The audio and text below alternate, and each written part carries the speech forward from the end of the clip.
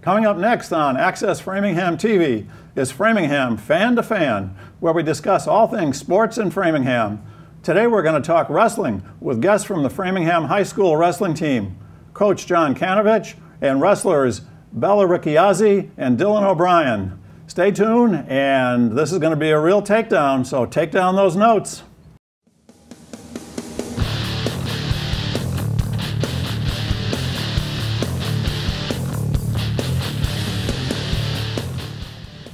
This is Framingham Fan to Fan on Access Framingham TV. Hi, I'm Dave Hornfischer, a Framingham sports fan, and I'm pleased to host this interview show, whose purpose is to highlight those who are involved in Framingham sports at all levels. We hope through this show to increase awareness, ideally fan support and participation of these fun sporting events, and also to help use sports to achieve our station's goal of building community. Today, I'm pleased to welcome John Kanavich, the head wrestling coach at Framingham High School, and two of the student wrestlers, Bella Ricchiazzi and Dillon O'Brien. This is going to be fun. John, welcome. Thanks for having us. Bella, Dillon.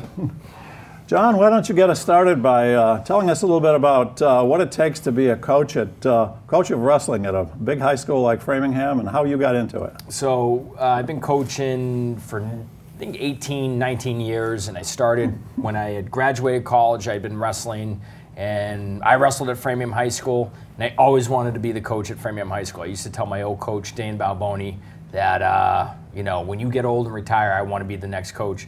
And so I graduated college, and it was just a natural progression. I was an assistant coach to Jack Connery for 2 years, and he retired, and I've been coaching ever since. So my first season as head coach was 2001. And it's very huge time commitment, hard on the family. You gotta have an understanding wife, very long Saturdays. You're up at 5 in the morning, meeting the team at Saturday morning at the bus at 6 a.m.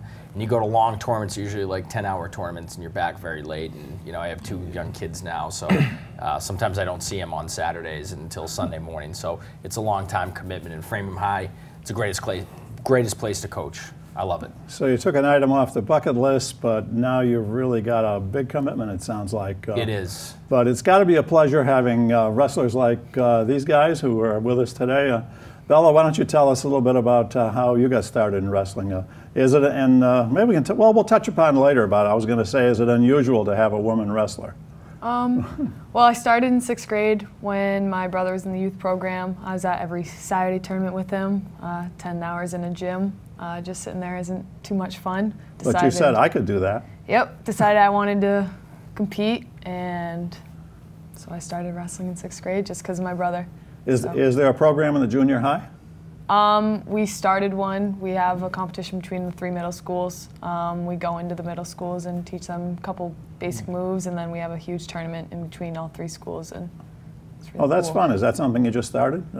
It's something that was ongoing for a while, and we've gotten away from it. But it was a great way to bring out a lot of wrestlers and get them exposed to the sport, because it is foreign. Yeah, I mean, it's something the average sports fan doesn't know about, and it's very different from what I think people like me have been grown up watching. Watching back when it used to be called wrestling, which was sort of a clown show more than anything else. Right. This is an athletic competition. It is, and it's really, it's not a game. It's more of, basketball's a game, football's a game, wrestling's not a game. And you ask anybody who ever wrestled, it's different. It's a one-on-one competition, and it's all you out there. There's no, you can't blame a loss on anybody else. You can't blame it on refs. Sometimes you can blame it on refs, but in the end, usually it's in a lot of sports, it's easy to rationalize a loss, and in wrestling, you can't. It's just you out there, you and the other opponent. And so, Dillon, tell us your story. Yeah, it's really similar to Bella's. I have an older brother who started wrestling his freshman year, and just spent a lot of time in the gym and watching it. And I was like, oh, I could be good at this. I could work on it. So in 8th grade, I started going to the local youth program. Went to a couple practices. And decided to do it in high school. Yeah. And your brother had some success, I understand. Yes, he did. Yeah. We were talking about that before. We were. But Why don't you talk a little bit about the, I understand that before we get too far along in this, John, that the two students here have had some big successes this year. Why don't you talk a little bit about it, and we'll let them get over their shyness in talking about it and tell us a little about it themselves. Sure. So both were captains this year, tremendous leaders, outstanding students, great character, really good representatives of the program for just athletics at Framingham High School. And individually, you know, they both were leaders on a team that won a Bay State League title and finished second in the Division I Central section. And that's what this trophy is all about. It is. And individually, they've had tremendous success. Dillon he's a two-time sectional champion. He's a two-time Bay State League All-Star. He was a two-time divisional state place winner, an all-state place winner, and he won 3 matches at New England's and finished his career with 95 wins. And you know, you talk about the difference between 100 career winner and not. It's, you know, it's that weekend when they sprain an ankle and they're not able to compete. So he's someone, had he been healthy, would have had yeah, it is true. Would have had well over 100 wins. And so that's a room full of badges and trophies and stuff like that. Do you have a big shelf with all of it on it? Or does your mother and father manage that? Yeah. So when you win a tournament, usually you get like a nice big bracket with everyone in your weight class in it. So I like to hang that up on my wall. Take a look at it. Yeah. Yeah, that's great. And so Bella's had some modest success too. Yes, Bella's had success. She's that was a joke, the word modest. She just recently competed at the U.S. Marine Corps' USA Wrestling Women's Folk Style National Championships. She was a finalist. She took second. The year before, she was 5th. And if you're top 8 in a national tournament, you earn All-American status. So she's our first high school 2-time All-American that we've ever had. So it's been great. She's done a lot for the program. She's done a lot for women's wrestling in the state in general. Last night she received the Jim Peckham Memorial Scholarship, and it's the first female to ever receive the award. It's given in the name of Jim Peckham, who was the former Harvard coach and Olympian, and she had a big recognition last night at Gillette Stadium. So we're all very proud of both of them. Bella, why don't you tell us a little bit about that national tournament you were a part of? Where was it held? It was at Oklahoma City at the Cox Convention Center. Wow. The past 2 years, and then the first year I went, it was at Oklahoma City University. So lots of people there, nerve-wracking, but being able to go out there for 3 years was incredible. Last year got 5th, and this year my goal was to make it to the finals and win it. And do better than I did last year, and that's, I mean, I reached my goal. Went out there, got to the finals. I didn't get to win it, but I mean, I still made it to the finals, which was one of my goals, and so lots of hard work went into it, and lots of help from both of them really helped me get to there. Did you get a real silver medal? I mean, it was silver. It was a nice silver medal, yeah. Well, we have a video that I understand one of your wrestlers made, and I think we're going to bring that up and show that over on the air here. And while that's playing, maybe you can just kind of talk through some of what you're seeing. I know some of it moves kind of fast. But. That's you'll see our home matches are under a light, the big light. So if you've ever been to a home match, they're exciting, they're fun. People are getting after it, lifted in the air, boom, right out of bounds. That's what we grew. People are getting thrown, and people want to go to a wrestling match, and they kind of want to see brawling. They want to see people getting after it. They want to see people fighting. It's you know, we never train to hurt anyone, but you know, I believe if you want to make wrestling more mainstream, you got to wrestle in a way that's fun and entertaining with a lot of hustle. So what you're looking at here are a lot of takedowns. Think of a football tackle. You put someone on their back, you get points for that, and that's where a match starts. If you guys want to jump in, feel free. This is Matt Noah. You mentioned the loss right there. That's an overtime win. Willie Brew, ankle pick. Who's that? This is Huggins Pierre, double submarine finish. 2 points takedown right there. Matt Noah will lift you up, put you down, and then say sorry. He's so nice. Okay? When he actually does. These are all different weight classes? This is the sectional finals here. That was Danilo da Silva. Natick, our big rival, under their light. Oh, yeah, Manny. That's a cowboy right there. Good hips. Huggins getting the pin right there. Headlock City, Jake Gaudet. You go feet to back. The whole purpose is to put someone's shoulder blades on the mat and hold them there for about a couple seconds. It's not 3 seconds like WWE. It's pretty quick. Callahan's big headlock. This was my favorite right here. Mikael Cabreja, pancake. Put some maple syrup on it. I love the terminology. And if you go to other parts of the country, one move will have 3 different names. It's pretty cool. And you start to learn where people are from just based on how they describe a move. There's Dillon O'Brien right there, single leg to a cradle. Yeah, that's me. We'll get you to talk about that one. Anthony Callahan, third in the section right here. He's putting the squeeze on right there. Good night. First year wrestler. Yeah, first year. First year wrestler, our rookie of the year, Willie Brew with the cradle. There's our Nolan Zygmunt, our future 106-pound star right here. At 86 Looking to pounds. catch the arm at 86 pounds. He only weighs 86 pounds. He bumps up to 106. Wow. Roll through tilt right here. Get it. Right here. Now a tilt is a way to score points. It's not you're putting them near their back. Oh, that's a cowboy right there. That's Dillon O'Brien. That's an 8-second pin right there. This is at our home match. There's Ziggy right there, putting the squeeze on. That was a big pin, Mikael Cabreja. It's a good pin right And a there. lot of times, if you just hold someone there, the guy on bottom gets tired and they can't get off their back. And when you're on there, when you're trying to squeeze them and you're trying to convince them that it's too much work to fight off my back. That was a big match right there for us against Natick that helped us beat Natick. This is a Splato right here. This ref's got to call back points here. So we were supposed to be getting points. That's Coach Delahunty getting a little fired up right there. He's the nicest guy, but if you don't call back points, he gets upset. Oh, yeah. There's our heavyweight, Trevor Smith. So this is going quick. Keep your head up when you're pinned. These guys got to keep their head up. Fall on them, put them away. Just ran him over. Yep. That's a far side cradle right there. This is against Natick. This is the last match where we clinched. Waylon Holiday tore him near side cradle. There's Dillon right there. So this is a butcher. That was Mike Skinnion. Skinny. A lot of pins right here. And that's the goal. If you're not pinning, you're stalling. That's another wrestling terminology. It's the only sport where you're penalized for not being aggressive. So in football, if you're winning, you can take a knee and ride out the clock. In wrestling, if you don't engage someone in attack, you actually get penalized. And they do that to make the sport appealing and action-packed. There's the team, second place finish. There's our seniors this year, our whole program. And Matt Noah did a tremendous job on this video. I'll say, that was terrific.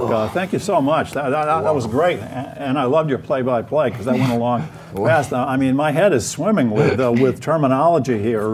Why don't you just kind of begin a little bit, John, by talking just a little bit about sort of the basics of a wrestling match.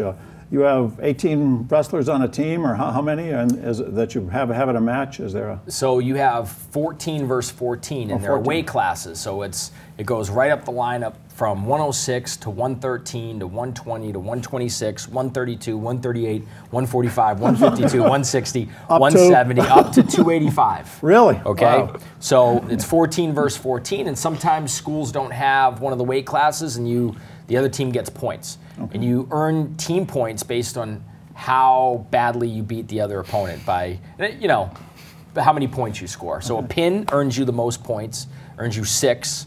And then there's a technical fall, which is basically 15 points and they stop the match. It's kind of like a technical knockout. You get 5. There's a major decision, which you can earn 4.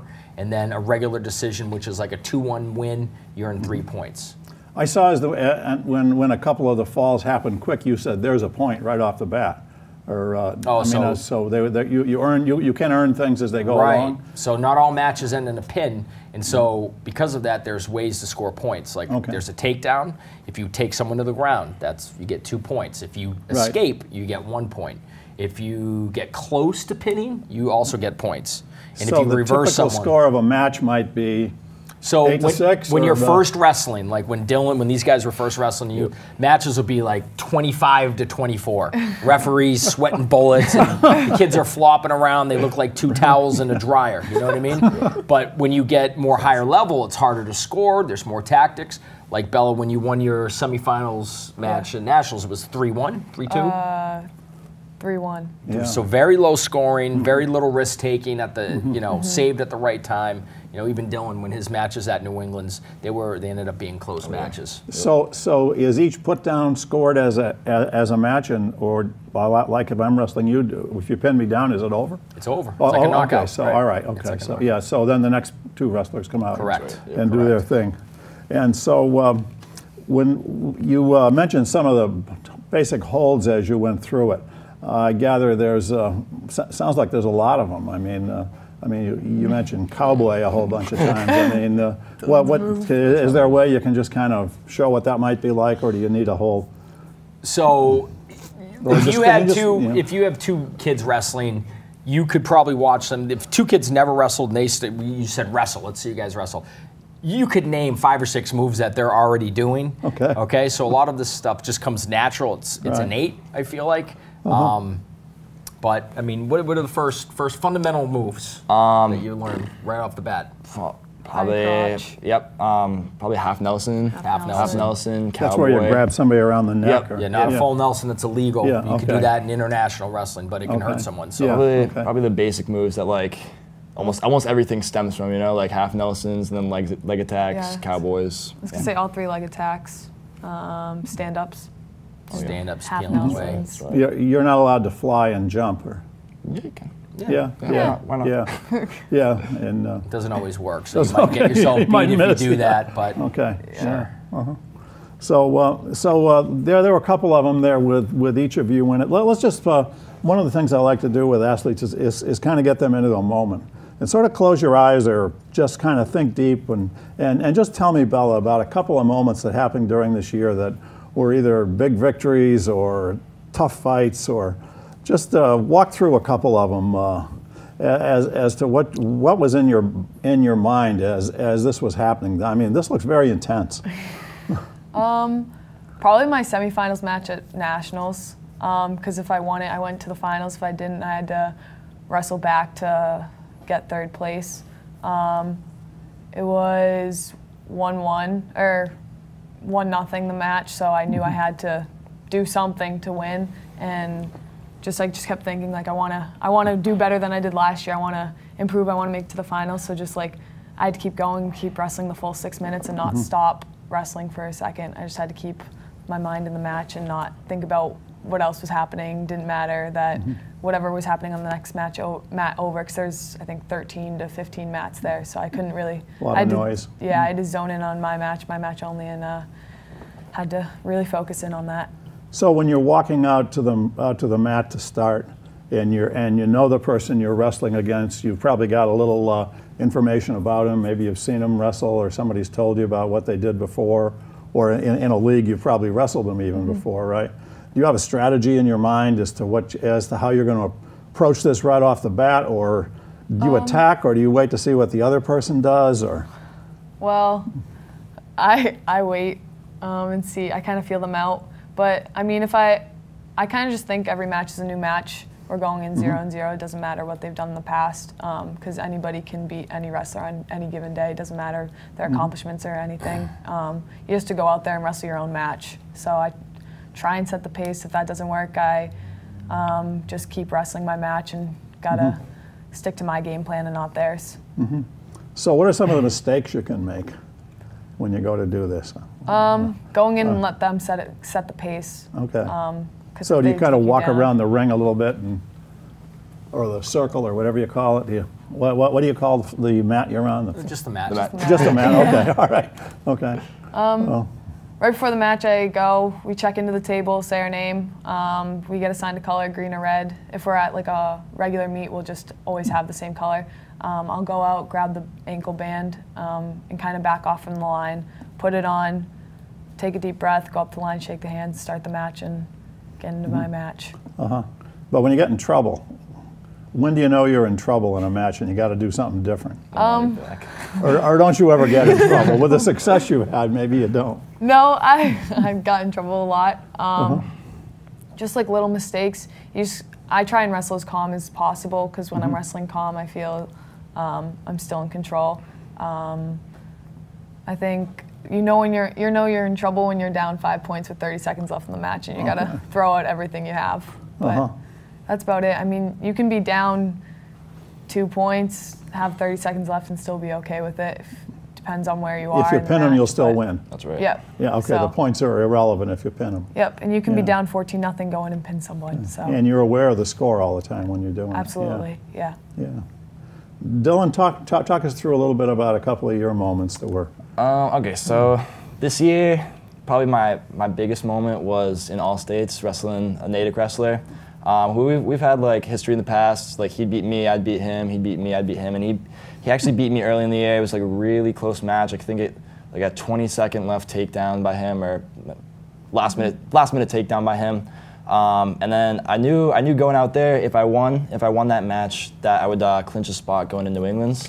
So it was definitely a huge match for me. He knew what I was coming out with. I usually like to hit a single leg, so he knew I was going for that. I knew what he was going for. So it was definitely a really close match, but hit my right moves at the right time and got it, thankfully. Yeah, that was probably the best moment of the year for me. So when you practice, what's involved in a practice other than obviously conditioning, probably, but yeah, we really just do a ton of situations so that when we're in a match and we're in that situation, we know exactly what to do. It's just so repetitive. We're just like, what's the saying you say? It's like muscle memory. No.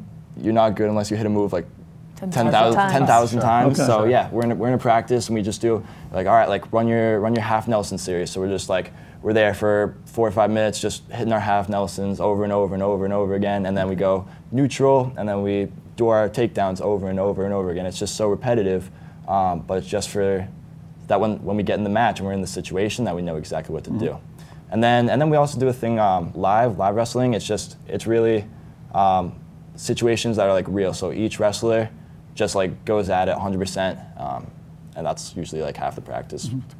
I love it when coaches have messages that they give to their teams, like, well, what was it you just said? You're not in it unless you've done a move 10,000 times. Yeah, you're not good at the move unless you've hit it 10,000 times. So do you have a few other ones that you use, John, that these guys might remember? You know, it just depends on the team. So this year we focus a lot on improving, but adding layers to your purposeful improvement, and it's so easy to come in. Purposeful improvement. We talked a lot about adding layers to your game, and it's so easy just I think to show up and be fooled by just working hard, but it's not the same as intense desire and an urgent desire to improve on the things you need to improve on. People usually work on the things they're already good at, and that. You know, you work hard in wrestling, and it's very deceiving. And we had teams early on, and I put too much stock in working hard and not working smart enough. So I think if there was a catchphrase this year, they would have always heard me say, we got to add layers to our game, to our wrestling, and meaning build more skill. So your league is the usual Bay State teams and the Cary division, and so how many matches do you have locally? So the league is kind of spread out. So we'll go to like Weymouth and Braintree. You certainly, and they're rearranging the league next year based on proximity, but it's 11 teams. So we ended up finishing 10-1, I believe, or 9-1. 9-1. 9-1, because one team left. And it was a really deep league this year. You had a lot of teams that were still fighting to win the league in the end, and it was great. It's great for the sport. And competition is great for wrestling. You know, if you have a powerhouse, it doesn't build up everybody. Right. You know, so do you do some out of the league matches too? Absolutely. We travel to New Hampshire. We wrestle Timberlane Regional. They're one of the more stronger teams in New England. In past years, we've sent teams to New York to compete in really strong tournaments. And so, yeah, you have to find losses for your good wrestlers like Dillon, and that was key for him doing well at the end of the season. You know, you have to find high levels of competition so you can figure out what layers you need to add. And I know Dillon didn't start the season how he wanted to. We joke about it, but I think it was really important. It takes pressure off, and it tells him what he needed to work on. Dillon, he dropped the first few matches of the season, and he was our best wrestler coming into the season. And so for him, it was a good learning experience. And pretty confident that's why he was able to have such success at the end. And you have a number of tournaments at the end of the year then, right? Correct. Yeah. So if I wanted to go see a match at Framingham High, how would I go about doing it? Do I just go over to the high school and ask somebody to find the wrestling match, or is there do you have a separate room that you wrestle in, or do you use the We have a basketball separate court, or- practice room, but matches are in the main gym. Shut the lights off. You have a big spotlight that comes down. I saw that. Yeah. It's creates a nice atmosphere. Usually on Wednesdays at 6:30. You can always, the Framingham Athletics webpage has the full schedule. We have a fan page on Facebook that's kind of exclusive to just members of the Framingham wrestling community, like alumni, people like yourself. And your family. season runs from when to when? From December, it's usually the Monday after Thanksgiving to first weekend of March is when New England's concludes, and then the national tournaments begin after that, which is what Bella just finished off, and some of our other younger wrestlers, they competed at the So nationals. that goes all the way up into almost April. Yeah. Correct, yeah. Yeah. Yeah. So you must have to compete with the basketball teams and the other teams for use of the gym, right? I would think. It's pretty crowded Yeah, it in must there, be. and we But make it work. Wednesdays at 6:30, huh? Usually on Yeah. Wednesdays. Okay. Yeah. Yeah. Oh, and then your away matches. Do you compete once a week, or do you? Once during the week, and then usually Saturdays are bigger events.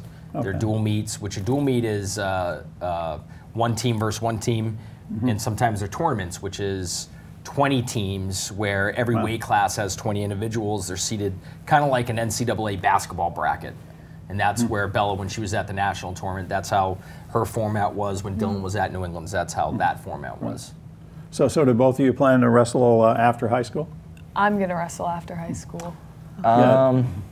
As of now, no. I might pick up club depending on where I go. Depends where you go. And you're going to a school is in Kentucky? Yeah, it's in Williamsburg, Kentucky. It's University of the Cumberlands. Where in Kentucky is that? Is it in the eastern part or in the mountains? It's kind of towards the north. And you chose that because? Well, first I looked at just playing lacrosse in college, and then I was Oh, like, that's right. Both of you play other sports. I was going to Yeah. ask you about that. yeah, so, and then I decided, no, I want to wrestle full time. So then I found there's only about 30 women's college programs, and this is one of the ones that stood out to me. And then turns out they had wrestling and lacrosse. So I decided, well, I want to wrestle for sure, and then being able to play lacrosse as well would be awesome. So There must be some advantages to playing both those sports. Absolutely. Some similar skills. Well, you know, the time has just gone by way too fast. I only got about halfway through what I wanted to talk about, but you guys were great guests, and this was exciting. And I know and I hope all of our listeners out there in Access Framingham TV land have learned a lot more about wrestling, and will be inspired to come see one of your matches at 6:30 on a Wednesday. Starting in December, you'll probably take a Christmas break or something. No, we host our own you have a tournament, tournament. the Framingham Holiday Tournament. Oh, that should be a lot of Yeah, fun. we've been doing it for 39 years. You get Well, showcases. I'm going to put that in my calendar right now, and I expect everybody out there in Framingham TV land to do the same thing, and to go to that tournament and come back and watch Fan to Fan. It's on a lot on AFTV. It's a lot of fun, as you saw today, and we've got some amazing people doing some amazing sports in Framingham. So get out there, perform yourself, but if you can't do that, go to a match or at least watch the show. Thanks a lot.